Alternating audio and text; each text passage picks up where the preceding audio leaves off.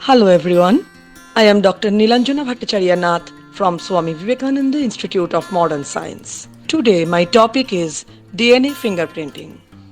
In this video, I am going to discuss about the basic principle and the procedures of DNA fingerprinting. Let's start with a brief introduction. On average, about 99.9% of the DNA between two humans is the same. The remaining percentage is what makes us unique. Although this might sound like a small amount, it means that there are around 3 million base pairs that are different between two people. These differences can be compared and used to help distinguish you from someone else. Every person can be identified by his fingerprints, and therefore thumb impression is used in place of signature for those persons who are unable to read and write. As fingerprints are unique, so are being used for identification in forensic science since long. Professor Alec Jeffreys in 1984 developed the DNA fingerprinting process at Leicester University, which is one of his best contributions to human genetics. First, we have to know what is DNA fingerprinting. DNA fingerprinting is a technique that simultaneously detects lots of mini satellites in the genome to produce a pattern unique to an individual. Since discovery, DNA fingerprints are used for identifying individuals, establishing family relationships, in medical research, forensic science, for identification of criminals, paternity, and immigration evidence. The purpose of DNA fingerprinting can also be extended to breeding plants and animals, conserving nature, and understanding evolutionary processes. In 1987, it was used for the first time in Law Court of England to identify a victim in rape case. DNA fingerprinting was first used as forensic evidence in the year 1988.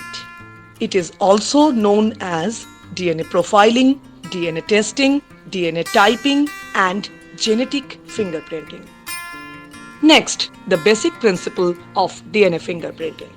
As DNA of every individual consists of millions of bases and every person has a different sequence, it is not practicable to analyze the complete genome sequence. So for DNA fingerprinting, some repeated sequences can be analyzed, which can be isolated and separated by gel electrophoresis.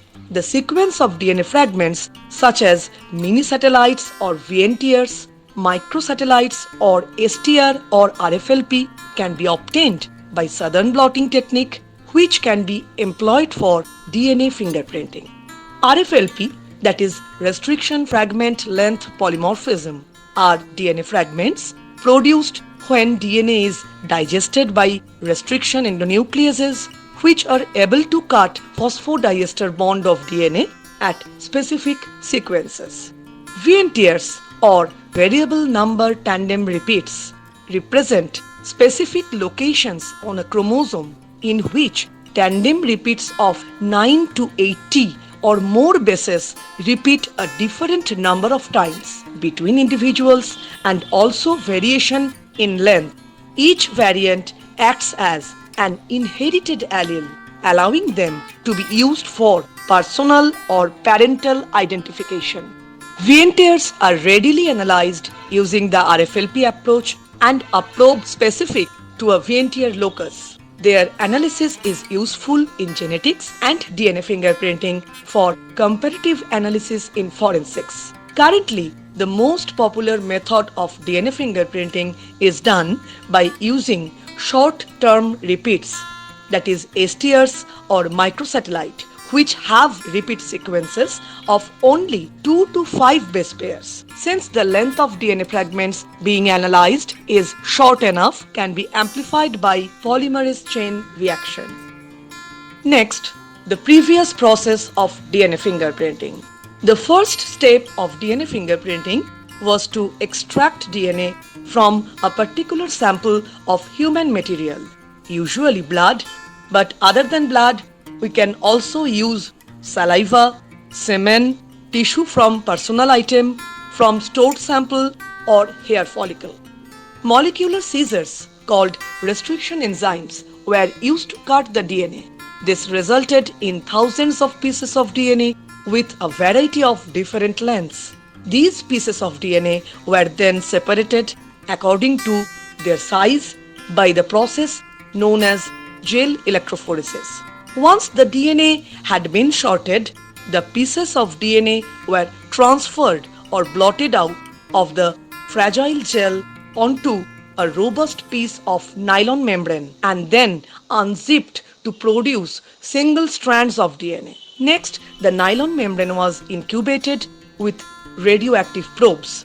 The mini satellites that the probes have attached then visualized by exposing the nylon membrane to X-ray film. When exposed to radioactivity, a pattern of more than 30 dark bands appeared on the film where the labeled DNA was.